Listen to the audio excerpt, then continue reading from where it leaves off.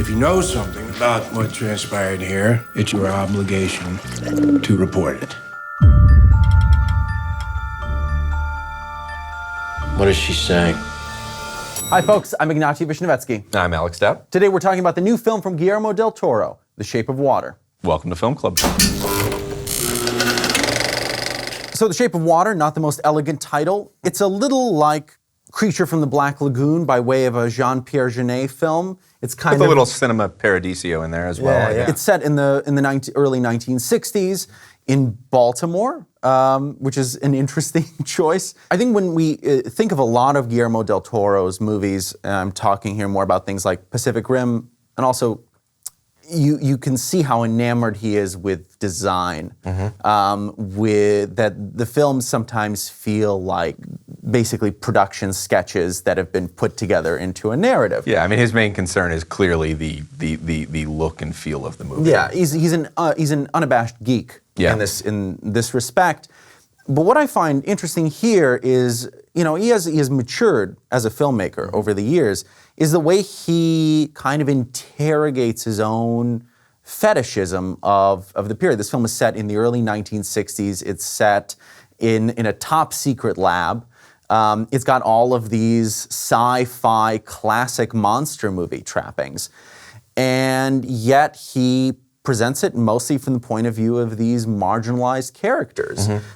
Instead of the scientists working in the secret lab, the film is from the point of view of the women who have to clean it. While these top secret government guys and scientists are basically delivering exposition for a monster movie around them and just ignore the fact that there's somebody mopping the floor.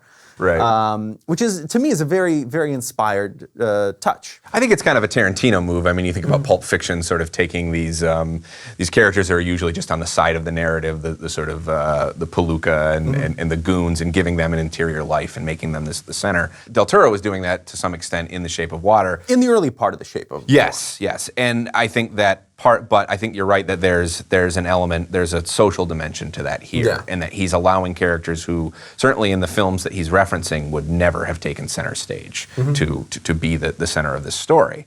I mean, essentially, the film is set in 1960s Baltimore in a sort of a fantastical, whimsical version of that. A very Jean-Pierre Jeunet. Yes. This is the best Jean-Pierre Jeunet movie since City Lost Children, I would say. And you sort of have an Amelie figure to some extent, which is Sally Hawkins' character, our main character. She's this mute cleaning woman who lives above an old movie palace, and who works as a cleaning woman at this high-tech government facility, which would be a great joke in a movie that was a little bit less earnest. Because we mostly see her together with her friend at work who's played by Octavia Spencer. Yeah. And because Hawkins' character is mute, Spencer basically gets most of the dialogue in the movie. But there's a great bit very early on where they're just cleaning something and the camera slowly moves back and you see this fantastical piece of sci-fi machinery. Space-age machinery, and they're just cleaning it. So I that's the one moment I think where the movie sort of leans into the humor, the inherent humor of. Because, I mean, you have characters, these are essentially the janitorial staff walking into, like, asset containment in a high-tech government facility, So she ends up sort of forging a bond with basically the creature of the Black Lagoon, this fishman. A fishman that they've... an amphibian fish sort of creature thing. And I think the people who seem to love this movie were emotionally taken with the relationship that develops between these two. To me, it feels a little abstract. And I think that the movie's real sort of lifeblood, emotional lifeblood, is Del Toro's love of other movies. But I think also actually the relationships of the human characters are a little bit better defined. Now the creature's credit, I think, is the amphibian man. He's played by Doug Jones, played monsters in other Del Toro movies. Great prosthetic monster suit performer. Look, he's great at what he does. But he's still a special effect in a lot of respects. And the movie sort of deliberately does not give him, he can't talk like the Hawkins character, but he's also not as expressive as her because he's a prosthetic fish man. He's a suit with CGI eyes, right. But I like, for instance, her relationship with Richard Jenkins, who plays her next door neighbor, who's this closeted commercial artist. And also with the Spencer character. I think those seem like more real relationships. There is a moment where this movie really kind of goes for broke, and it endeared me, and that's it has a black and white Busby Berkeley fantasy sequence.